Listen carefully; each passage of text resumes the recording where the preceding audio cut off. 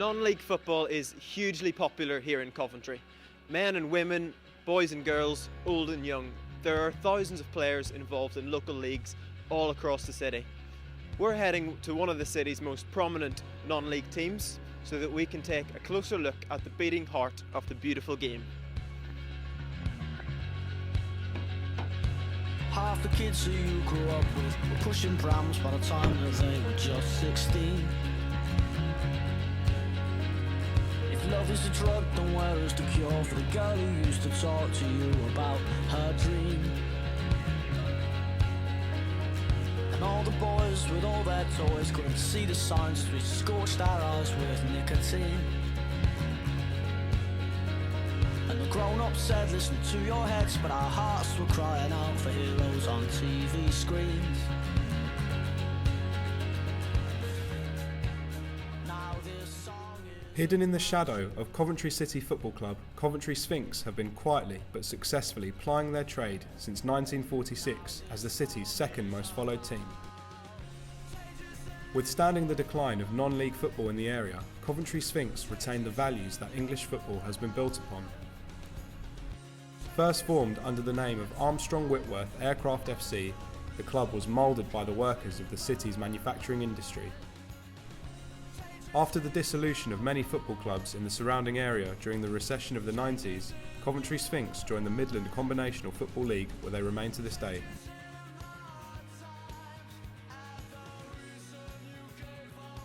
Number 5, Ricky Fletcher. Number 6, Dan Pritchard. Number 7, Jack Downs. Number 8, Jackson Downey. Number 9, Aaron Opoku. Number 10, Ash Kane. And number 11, Jacob Dodds. And the pubs and clubs are full of drunks that don't remember the day they were born or even remember their names. An old man sings a tune in, but he's drowned out by a fight next to a food machine. And all of this, our hearts, our nation, total lack of civilization. Here we are at Sphinx Drive, home of Coventry Sphinx, the highest ranked non-league football team in the city. They play in the Premier Division of the Midland Football League, and as we've spent time here and got to know people, we've learnt that there's an awful lot more to this club than 11 men spending 90 minutes chasing a leather ball around a patch of grass.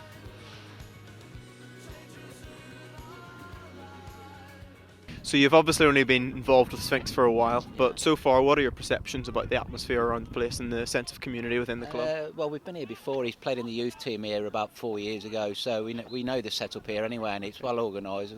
It's a well-run club. How long have you been following Coventry Sphinx? It's been well over a year now. Start of last season I started coming here. Okay, and what brought you here to start with? It's quite simple really. I used to support Coventry City and they decided Northampton was a good place to play football. I wasn't going to go there, so I came here instead. Very good. And so you've been coming quite regularly since the start of last season? Since the start of last season I don't think I've missed a game. Okay. And you used to follow Coventry City? I did, that's right. How does this compare to your usual Saturday when you were over there? Obviously it's vastly different. It's an entirely different level of football, but I enjoy it far more. It's it's a lot more value for money for a start. It's affordable for me now, so I can go to many games. The people around here are fantastic, and I've only been around here maybe a season and a half, and I feel like I'm part of this club more than I ever was at Coventry City. Right. And so how would you sum up the atmosphere at the club and within the team in a sentence? That's a very good question. I can do it in a word. It's excellent. It's you can really sense the togetherness between the committee, the staff and the players and the fans. They all work as one, they all want the same thing, and it's great. Brilliant. Thanks very much. All right, mate.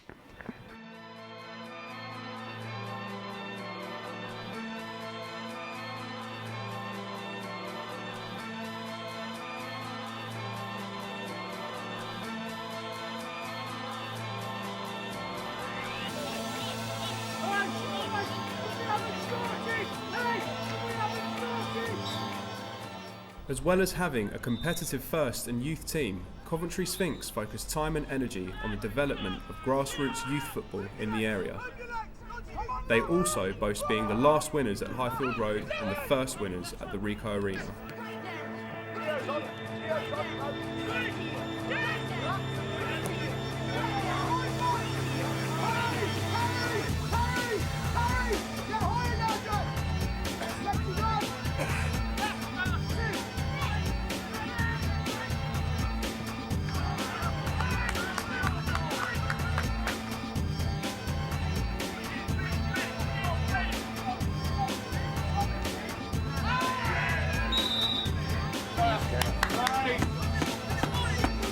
Come on, Spec! Come on, Tempo high! Tempo high! Come on! How big Hurry, Jack! Keep going, Jack! Here you go! Get it! Yes! Oh, unlock it!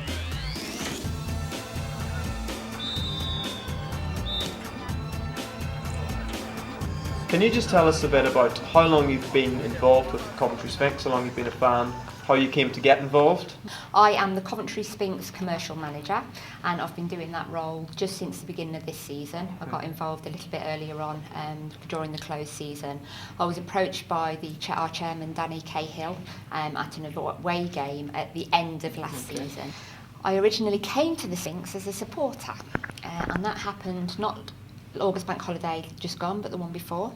I was a disillusioned Coventry City fan. And after going and standing on the hill at Northampton for a couple of games, I decided that I wasn't really interested in being involved with Coventry City anymore, even though I'd had my first season ticket in 1987. So football had been my life for a long time, and supporting Coventry City both home and away had been a big part of my life. So I just started thinking about the fact that I didn't want to support Coventry City anymore, and kind of trying to deal with that, because it's quite hard when you've been involved with a football club and been involved every Saturday afternoon with going to watch a game of football, and then all of a sudden somebody telling you that you weren't able to do that anymore because they were going to drag your team down to Northampton and they were going to play on Sundays, and it just wasn't something that I wanted to follow. I realised that non-league football is pretty good. It's a pretty good standard. I could get involved with what was going on with the play. I've got a good vantage point. I could see it all really, really well. And something that hit me straight away was the determination of these lads. You know, and when you realise that these lads have all got day jobs, and they've all got jobs where they work really, really hard, and some of them are builders, and some of them do paving, and some of them work in bingo halls, or some of them work at car factories or whatever, and yet they'll come out and they'll do training, and they'll come out and they'll play for the shirt, which is something that in the last few years of watching Coventry City I hadn't seen very much of. So I thought they'd done really, really well. As they came off the pitch, I felt like I wanted to reward them, so I gave them a bit of a round of applause, and they started applauding us back, which was really, really unusual, and that was certainly something that I'd never had as a Coventry City supporter, and that was it, I was hooked. So I ended up going to quite a few away games, was here for every single home game, and that was my kind of football fix, satisfied.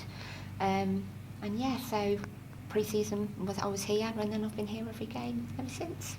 My name's Carlo Neal. Carlo, call me Carlo for sure. Goalkeeper.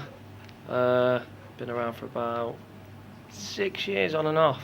Veteran at the club really. I'm Matt. Played at the club at youth level, so sixth formish. Come back to the club this year, play centre back. Okay, so are you both from the local area?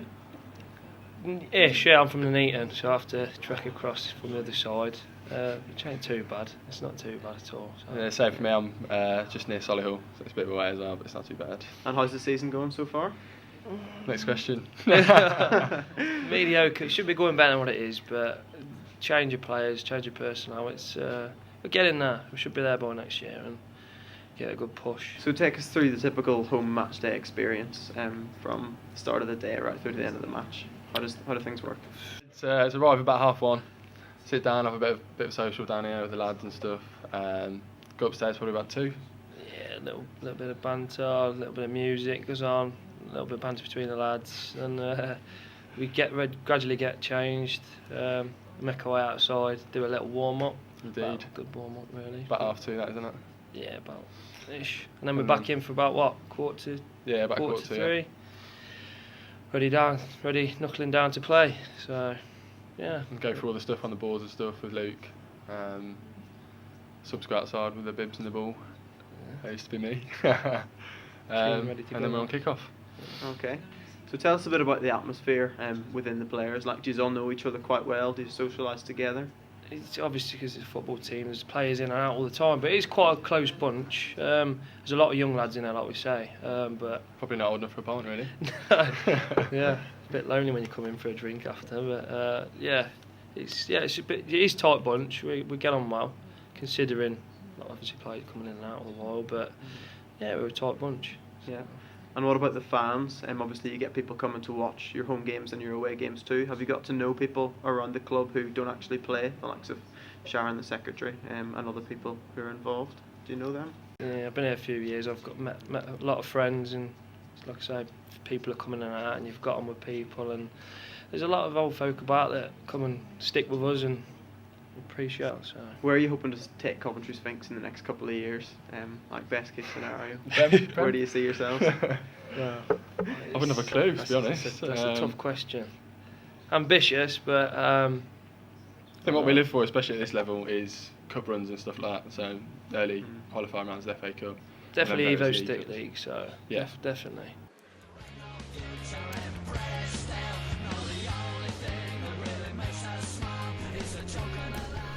So there we have it, Coventry's non-league football scene. Why not give it a try yourself? Next time you've got a free Saturday afternoon, find your local club, head down, and if our experience is anything to go by, you'll be given a really warm welcome and you'll definitely see some great football.